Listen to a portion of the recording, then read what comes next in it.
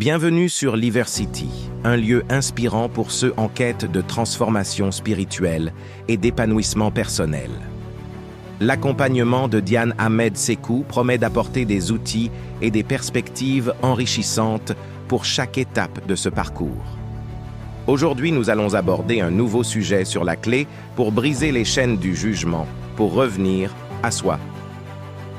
Introduction. Dans un monde où le jugement est omniprésent, il est facile de retrouver notre élan spirituel compromis par les regards accusateurs et les comparaisons incessantes. Nous avons tous croisé des personnes qui, persuadées de leur supériorité morale, se permettent de juger les autres sans jamais réfléchir à leurs propres imperfections. Mais que se passerait-il si nous prenions un moment pour examiner nos propres actions et pensées au lieu de critiquer celles des autres? Cet article vous invite à entreprendre ce voyage d'introspection qui pourrait transformer votre vie. Chapitre 1. Le piège du jugement. Souvent, ceux qui jugent croient être en position de force. Ils voient les péchés des autres et les comparent à leurs propres choix, sans réaliser que chaque être humain porte son fardeau. Cette hiérarchie fictive de la moralité nuit non seulement aux jugés, mais aussi aux juges eux-mêmes.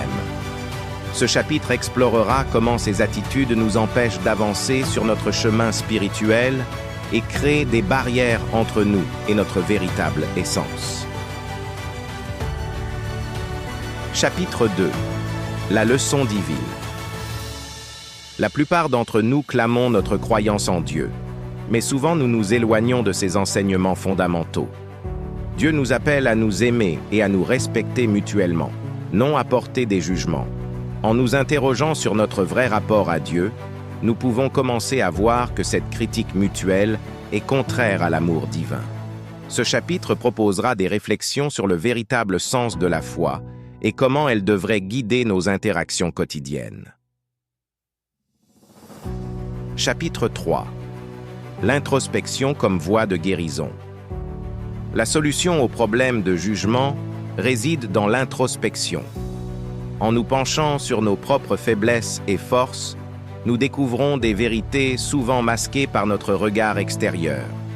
L'introspection est une pratique qui nécessite du temps et de la patience. Ce chapitre fournira des outils pratiques pour engager cette observation intérieure et révéler les couches de notre personnalité qui nécessitent une transformation. Chapitre 4. La transformation alchimique.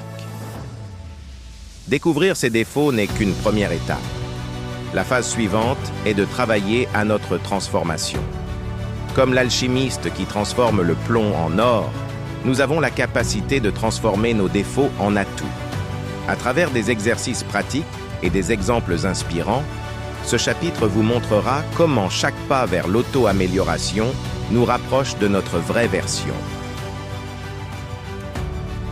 Conclusion. Le voyage vers une vie sans jugement commence par nous-mêmes.